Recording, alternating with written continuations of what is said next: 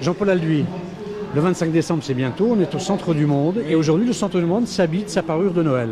Mais dans votre discours tout à l'heure, vous avez annoncé 2 dates qui sont importantes pour le centre du monde, le 15 et le 16. Oui, le Père Noël est arrivé un peu plus tôt sur la gare de Perpignan, puisque le 15 décembre, le premier TGV direct de Barcelone va entrer en gare de Perpignan, et le 16 décembre, à 17h30, un train venant de Barcelone va repartir direct sur Valenton, c'est-à-dire sur Rungis, à partir du chantier combiné, où, je vous le rappelle, on a investi quelques 40 millions d'euros.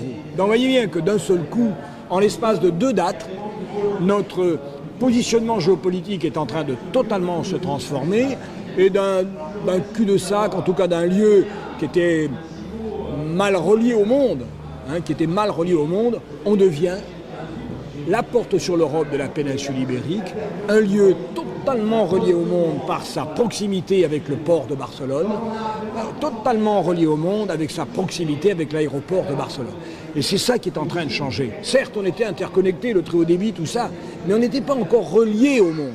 Et là, on va être reliés au monde avec le port, avec l'aéroport, grâce au TGV, grâce au train direct Perpignan-Valenton, Perpignan-Dourges, etc. Et enfin, on le voit bien, c'est toute cette péninsule ibérique qui va converger sur Perpignan, porte sur l'Europe. Et après, ça va vers Toulouse, ça va vers Lyon, ça va vers Marseille, ça va vers Genève, ça va vers Perpignan, mais ça passe par ici. Et donc on était un quai, on était un simple quai. Et bien maintenant, on est une porte. Et c'est ça qui est en train de changer. Et donc il nous appartient maintenant d'exploiter cela.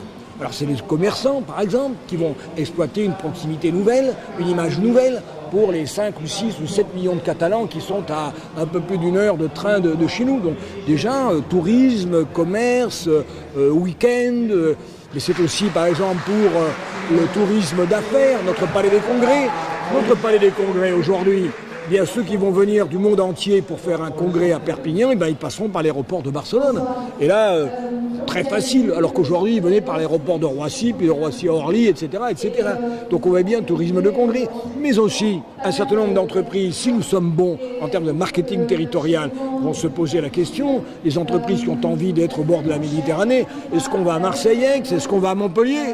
On va leur dire, mais pourquoi pas à Perpignan? Vous avez tous les atouts pour venir à Perpignan, en plus un cadre de vie exceptionnel, et en plus, justement, à la proximité d'une ville-monde comme Barcelone. Ce sont des millions d'habitants avec sa puissance économique, avec sa puissance financière, avec sa puissance politique, sa puissance technique. Et c'est cela qui est en train de s'ouvrir. Un futur tout à fait différent qui est en train de s'ouvrir. Alors c'est vrai que ça ne se fait pas tout seul. Si on reste les 2 pieds dans le même sabot, il ne se passera rien. Mais là, les conditions nécessaires sont réunies, les conditions suffisantes sont à fabriquer, les conditions suffisantes, c'est tout simplement la volonté des hommes et des femmes qui se battent pour le futur.